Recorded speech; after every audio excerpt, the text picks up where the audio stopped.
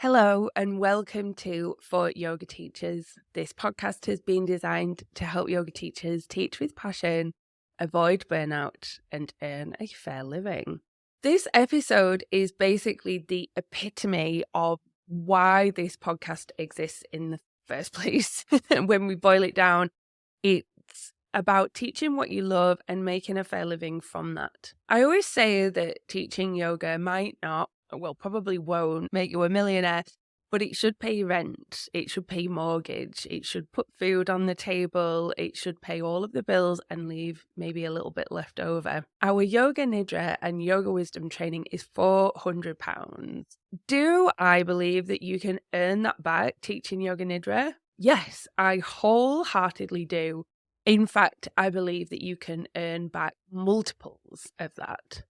The usual disclaimers here around earnings, there's no promises, you have to do the work, and so on. And while we're talking around this sort of theme, in the interest of full disclosure, I really do think that you should only teach Yoga Nidra when you've got a decent certificate from a training that really explains the power of the practice, how to practice and teach safely, and how to be trauma sensitive.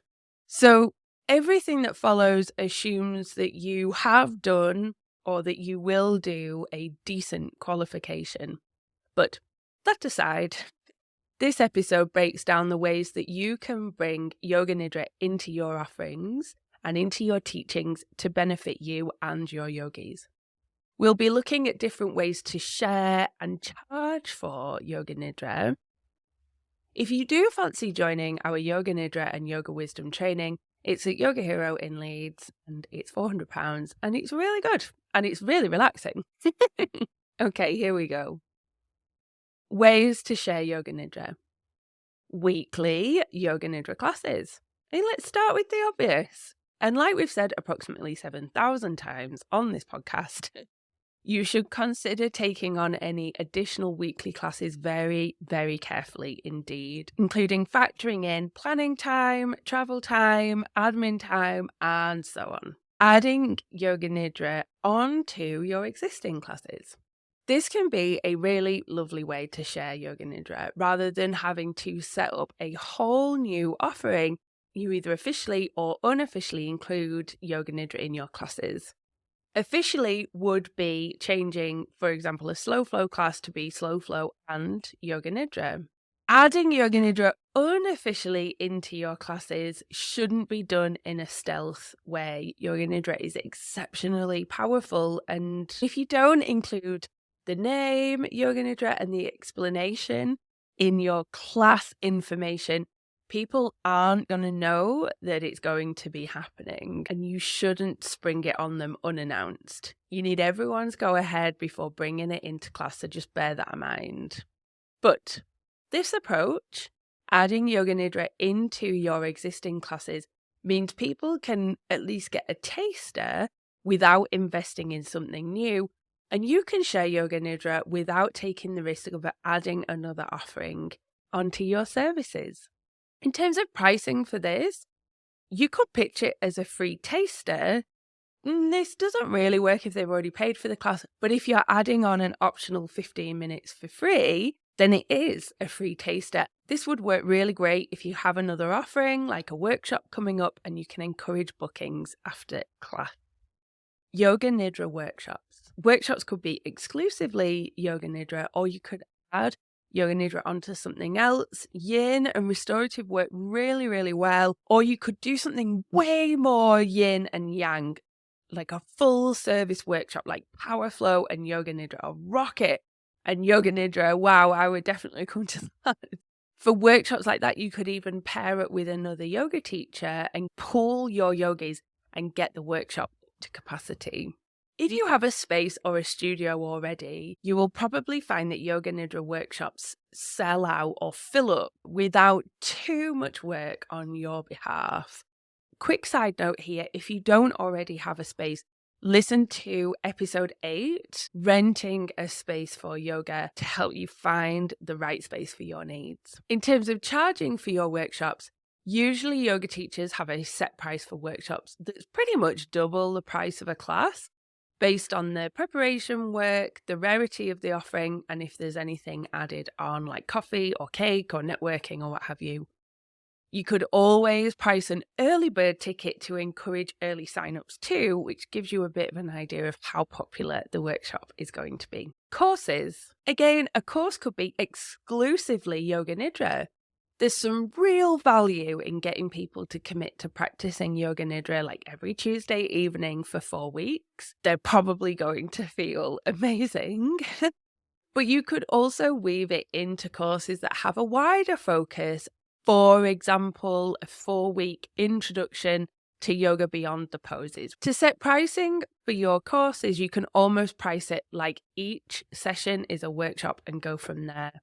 Or another approach would be to have a set price for the course, say £60 for 4 weeks, but offer a slightly increased per session price.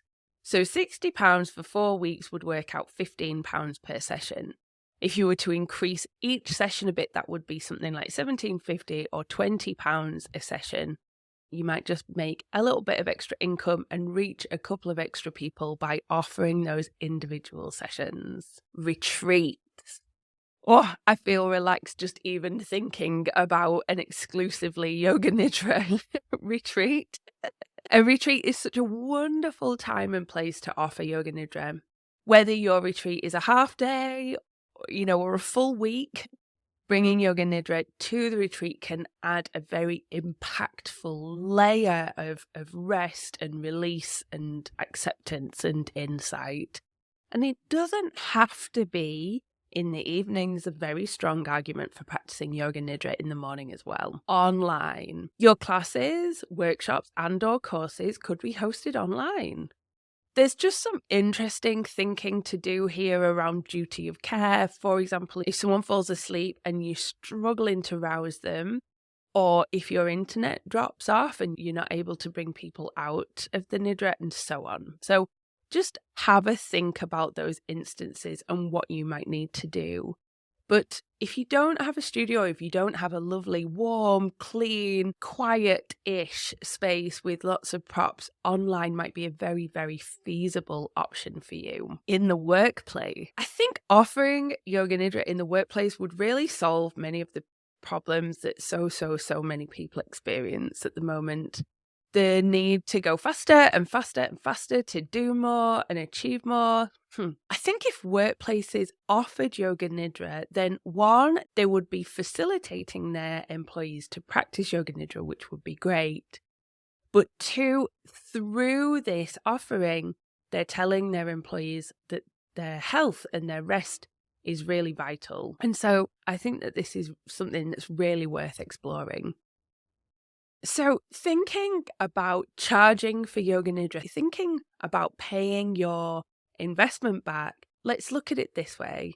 If your training is £400 and you host a Yoga Nidra workshop that costs £20 per ticket, you only need 20 people to come to break even. That might be 20 people at one workshop or 10 people twice. Now, yes, you might have to pay room rental, you might need to invest in some blankets, you need to factor in your travel to your workshop and your planning time. But investing in yourself like this might not be as huge a decision as you think, or as hard a decision as you think. So if you're a Yoga Nidra teacher or you're planning to be, let your cogs start turning about the ways that you can offer this service and let us know how you get on. I would absolutely love to hear. And as always, happy teaching.